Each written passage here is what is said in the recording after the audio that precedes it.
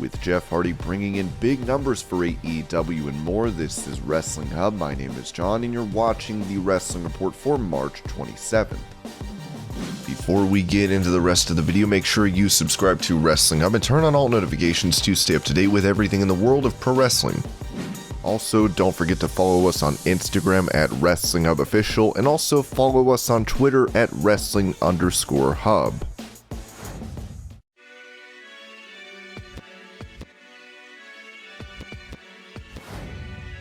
While speaking on the Rob Brown show, Paul Wight mentioned how the product AEW puts out differs from WWE's. They're two distinctly different products. I think WWE is always going to be that more storyline, soap opera driven type wrestling with high productions and all the effort they put into characters backstage, promos, and development. Then AEW, we're kind of cut and dry, to the point. Our characters that talk are guys that have important things to say, and a lot of the stuff we do is right in the middle of the ring. You go out and you watch a kid like Dante Martin compete or Ray Phoenix, you see these guys in the ring, and I've never seen anything like Ray Phoenix or Dante Martin. I've been around a long time, and I've seen some of the best high flyers ever, and I've never seen anything like Dante Martin and Ray Phoenix. They're compelling to watch, and it's different. It's a different style, and it's a different type of programming we offer at AEW, and that's great for the fans, because now the fans have the opportunity to choose. The more, the merrier. When you're only given one product, no matter how good that product may be, it doesn't give room for growth. It becomes very isolated.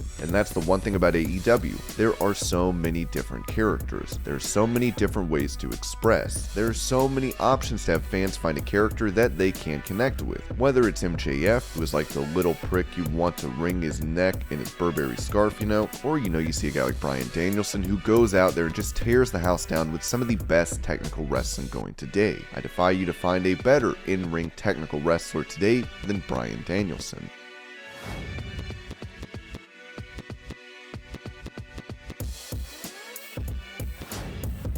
In 2009, during Jeff Hardy's world title match against Edge, Matt Hardy would betray his brother and cost him the belt, which would lead to a months-long feud between the two. Speaking about this on the Extreme Life podcast, Matt revealed he and his brother did not like their rivalry. The whole thing of burning Jeff's house down, we never liked that. We never do a callback to that. But I remember thinking during that angle, I was like, me being jealous of my brother, who's historically more popular than me. Sure, I can see that. Or if I had his fireworks go off or do things to embarrass him, but like burn his house down, I think that might be a little jumping the shark, because we're trying to play this angle as serious. It'd be different if it had been a broken universe angle.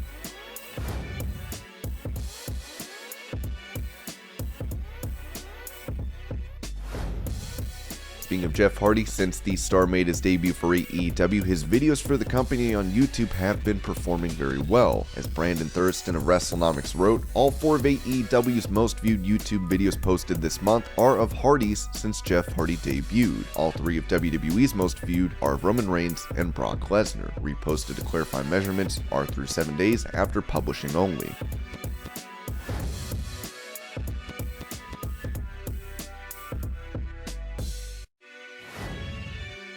Undefeated AEW TBS champion Jade Cargill recently spoke to Complex Unsanctioned, addressing fans who think she could leave the promotion for WWE. I'm indifferent about it. I think AEW, we have more hardcore wrestling fans, and I think WWE is more of the glitz and glamour, which I love that. Obviously, I'm about the glitz and glamour, and I can see how that would be an easier pill to swallow for fans than for me to be at such a hardcore wrestling base like AEW. But I like where I'm at. I made a choice. I stuck with my choice, and I would never, ever, ever, ever get the debut that I got here at AEW if I had gone to WWE. Like, I would never. Could I have been more polished? Maybe. I can see that, but I would have never had a debut like that. I would have never gotten the push I got. Maybe in like 6 years, because they have such a cookie cutter system, and I would have never been emerged until someone was either pushed out or something happened. And that's how you have to look at things. I felt accepted. It was great that I had the opportunity to go there, but I also had the choice. I would have never got a better opportunity than me coming to AEW, so I think I'm very good where I'm at. I'm homegrown talent, and I take a lot of pride in that.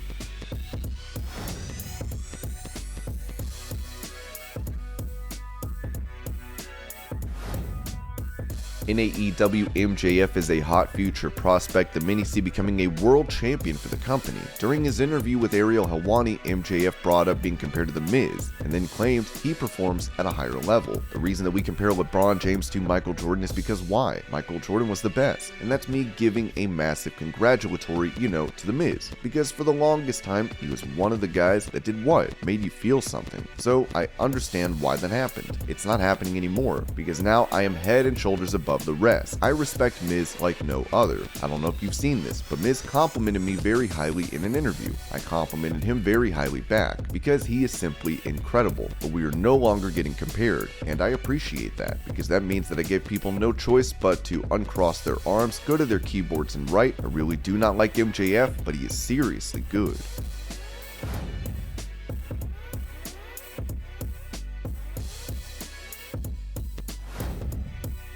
After having a near 700-day reign as NXT UK champion, Pete Dunne would make his way to SmackDown earlier this month, with him now going by the name Butch. Speaking of Mark Andrews, Butch revealed now is the time for a match against AJ Styles. Part of it is matching up with people I have some sort of history with, right? Like, Riddle would obviously be one of the main names, because we never really got where we were trying to go with that.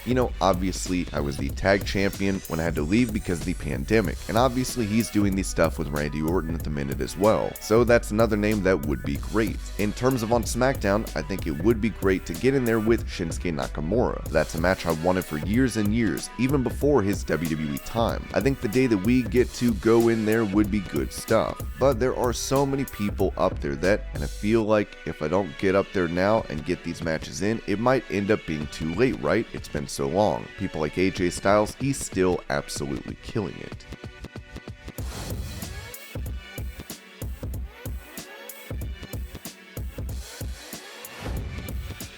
After noting earlier in the month that he will be moving in with Diamond Dallas Page to get personal help, former WCW star Buff Bagwell has been more active online. He was watching AEW Rampage having this to say about a certain star. Nyla Rose is huge. How is she not the women's champion? That match was a perfect build for her. One fan brought up Rose being transgender as Bagwell replied, "I know, it doesn't matter. She is a beast." He would later write, "Some people were surprised with my tweet last night about Nyla Rose, but I'm 100% behind the LGBTQ community." Bagwell would trend on Twitter with many fans supporting him as he reacted to this writing. "You guys have really blown my mind. Thank you all for the love and support. Did not expect to wake up to all this love."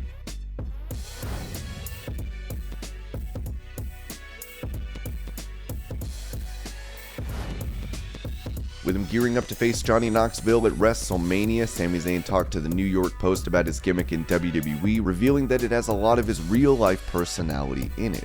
"I definitely think there is a lot of the real me in there, a lot. I could have predicted that this was going to be me one day, because I used to play foosball in high school with some guys that were really, really good, like tournament level, and I was okay. I was mediocre, maybe get a few goals on them, but ultimately get annihilated. So the amount of trash talk that I would do and the way that I would get underneath these guys' skin, I knew I was onto something from a pretty young age. It just took a really long time for it to come out because the character that I played on the Independents, El Generico, was not a talker. And then coming to WWE and being a good guy, as I was for 15 years, I would say you're a little more constrained as a good guy. You can't just say whatever you want, because you kind of got to worry about being likable. When you don't have to worry about that, the shackles are kind of off. The reason I think the character is kind of clicked is because you saw the unraveling of the character. It's funny because as a good guy, I think it worked really well in NXT, because they got to see the progression, and they got to come along for the ride and watch this character develop. Then you come to the main roster from NXT, and they're just seeing this finished product. When you're not along for the ride, you don't click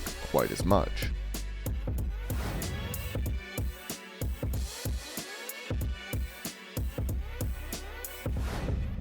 For the Royal Rumble this year, there would be little to no surprise entrants, as most stars returning were announced ahead of time. On Broken Skull Sessions, Lita defended this decision, saying, "I was like, okay, isn't that taking away the thing that's the most fun for the audience, the surprises? But alright, I'm not the company's owner, whatever." It ended up being the best thing for me, because they announced me, the crowd popped. They had me come a couple weeks before, and the crowd was so excited.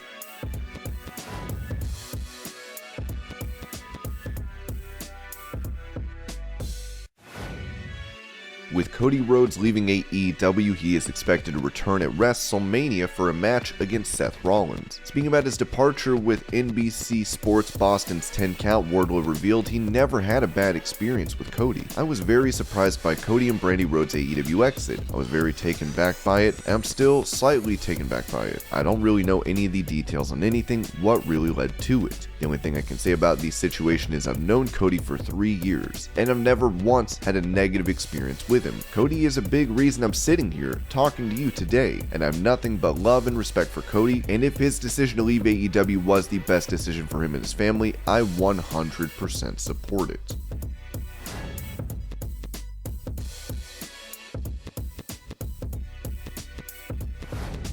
Speaking to WFAN in New York, Charlotte Flair would mention how she's never had a major injury during her WWE career, saying, "I am genetically superior. I've never been hurt. Just my heart when I have lost. It takes a toll, but if you really I'm always taking care of myself, whether it's in the gym or through nutrition, and getting the proper sleep, sometimes being that loner at home is what has kept me in the game so long. I've been very fortunate since 2015 to not have had a major injury. I've taken some pretty hard hits and hard bumps, but nothing that's I've never broken a bone. I never heard my dad complain one time, ever. I've never heard him say, I need an Advil or Tylenol, or oh my back. If he was in pain, he never said anything."